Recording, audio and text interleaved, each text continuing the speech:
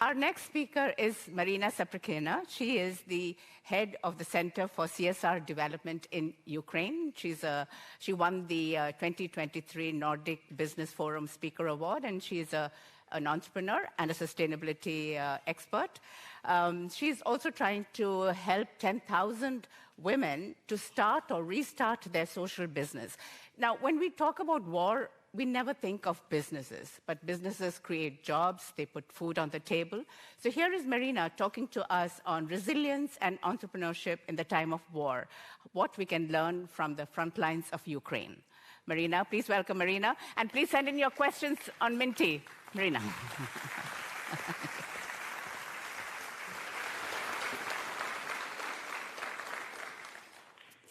Hi. As you may guess, I love latte, especially in the era of uncertainty. We all together live in the era of uncertainty, a chapter in the history that have such challenges that sometimes seem insurmountable. It all began with the COVID-19, a global disruption which shook the world. But then it took an unprecedented turn, a full-fledged invasion against my homeland, Ukraine. And this is now the most brutal war in Europe since the Second World War. And this night, Russia launched 25 drones and rockets at peaceful Odessa. Our air defense system shot down all of them, but remnants damaged 200 buildings in Odessa, including 7 educational institutions. Sandrine has already shown you the global risk report from the World Economic Forum, and you can see that the upcoming decade will be defined by environmental and social risks, driven by geopolitical crises and risks and economic currents. So what businesses can do? In my opinion, businesses should be resilient. Even more, they should become extreme resilient, like Ukrainians and Ukrainian businesses. Because Ukrainian businesses, they raised the bar of extreme resilience to the highest level. They function now in an environment of minimum safety, of minimum security, of minimum stability, when every day is a day of uncertainty, when every night is a sleepless night.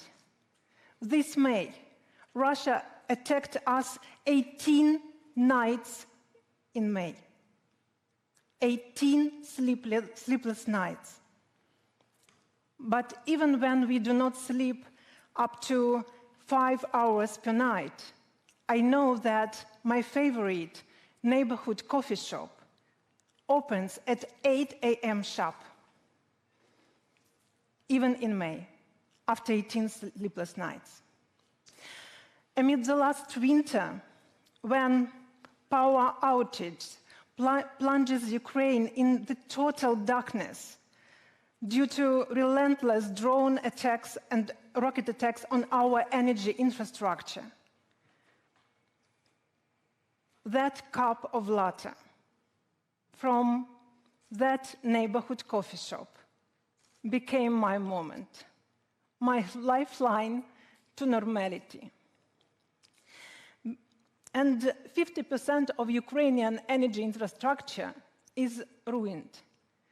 But despite all this, with this morning latte, warmed up by generators, I understood how brave Ukrainian businesses are.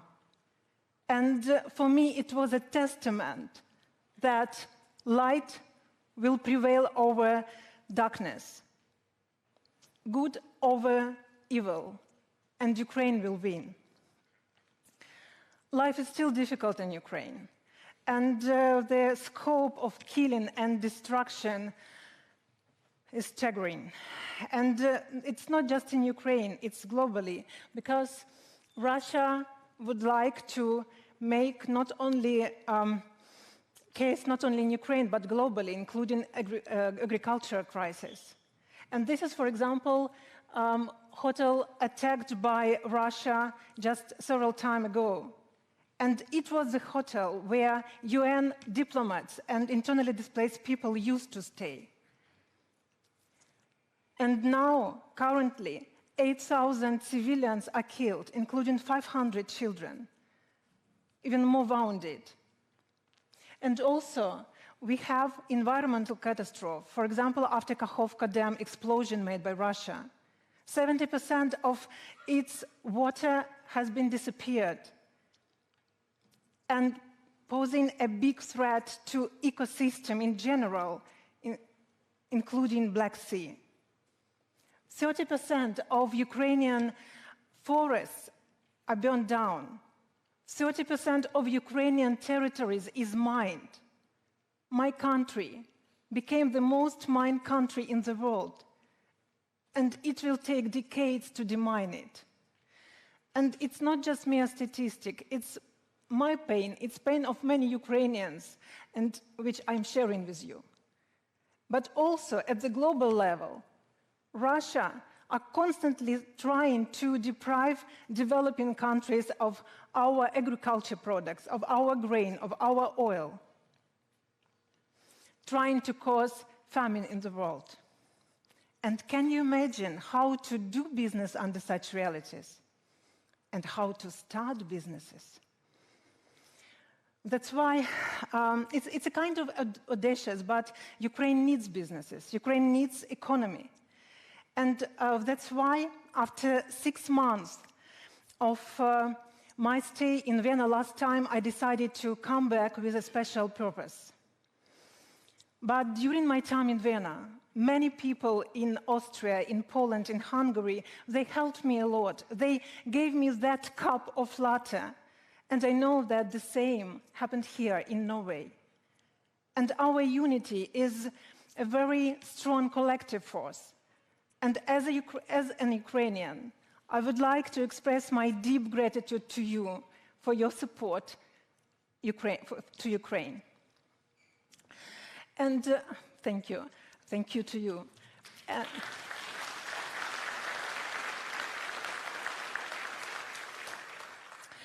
And I came back with a special purpose, to help Ukrainian women to start and restart their businesses. Because a lot of men are now at the front line, although 15% of women are there. But now, mostly women, they take care of all family members. And they need something to develop their welfare. So I decided to start Ukrainian Women Entrepreneurship Program. And yes, there is a plan to train 10,000 women. And now, in this August, there will be 1 year of this program. And we started from the scratch, but now we have already trained 500 women entrepreneurs who would like to start businesses now.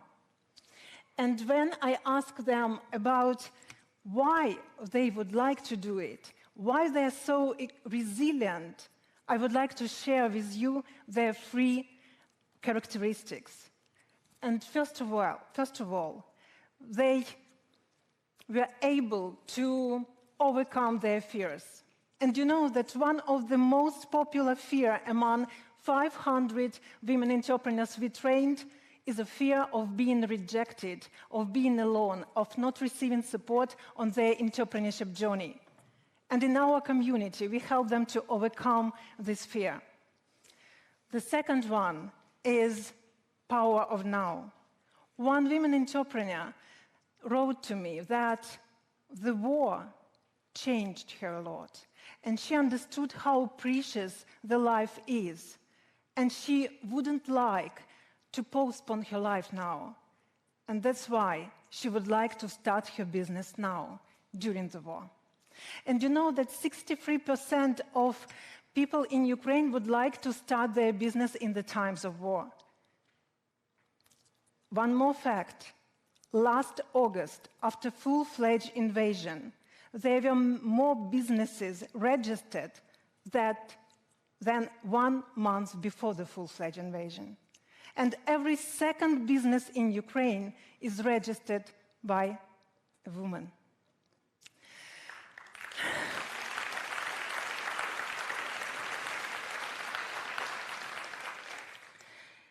And number 3 is about values. After the full-fledged invasion, 1,000 companies left Russia. But there are still companies, international companies, who continue their work in Russia. They continue paying taxes, thus fueling the war in Ukraine and making it possible these atrocities against civilians. And also, and this is about values, although these companies are with very good sustainability policies. And the second thing, you know that now more and more businesses in Ukraine, they want to find their social purpose. And this is one of the most popular lectures now. And for Ukrainian companies, it's very, very important, because after the full-fledged invasion, many companies in Ukraine paid advance taxes. Also, they continue supporting their employees, families, communities. They making pro bono projects for our army and for our government, especially in cybersecurity, for example. And also, number of volunteers, volunteering organizations increased by 8 times in Ukraine. And you know what? Ukraine is the only European country in the top 10 globally giving countries in the world, according to the last year survey. And also, we became happy according to World Happiness Index last year, because we help. And now we are currently looking for people who could share our values. And we are looking for social investors who could invest their 1,000 euro and help us to create more hubs in regions in Ukraine. Now we are looking for 60 brave social investors who could invest 1,000 euro and make one-year program for our women, for 3,000 women in Chernihiv region. Chernihiv region was once occupied, but now liberated. And this is not just investment, it's a legacy.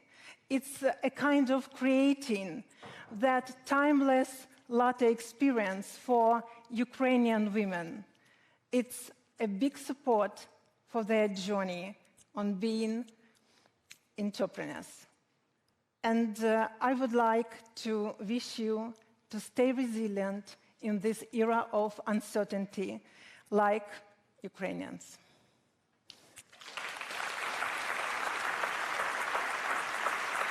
That was beautiful. Thank you.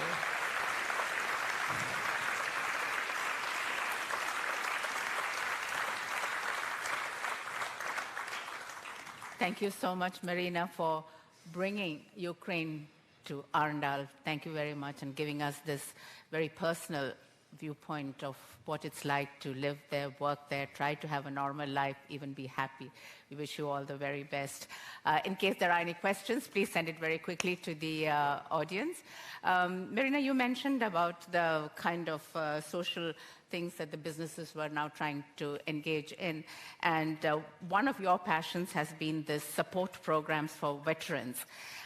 What has been the response to that? Because when we look at it objectively, businesses have their hands full in a normal life cycle, but in a war situation, it is even more demanding. What has been the response to your pleas to them to kind of have more support programs for the veterans? It's our reality. So a lot of businesses now, they try to integrate veterans into their operations, and they developed programs for this. And now we even have association of employers who work with veterans. So it's now growing and growing, and it will be a lot of veterans. And you also mentioned in your research, one of the findings was that businesses tend to keep information confidential, information even like taxes, as you mentioned. And you're arguing that, no, you should reveal all these things, because if you want investment from the West, then you have to be transparent. What has been the response from the businesses? I think there is a kind of pros and cons, because, for example, if it is a cybersecurity company, they can't disclose all numbers they invest in cybersecurity. It's logical. But mostly companies, for example, banks, they're very transparent, because we have very good national bank of Ukraine, and they show all their figures in terms of taxes paid, in terms of their programs, etc., etc. So you just mentioned one report we made. It was CSR, Sustainability in Times of War, and we worked with more than 30 companies, and we saw that companies not even stopped their sustainability. They increased their sustainability, their efforts, and I call it wartime sustainability. Thank you. Thank you so much, Maryna, and wish you all the very best as you continue on your journey. Thank you. Thank you very much.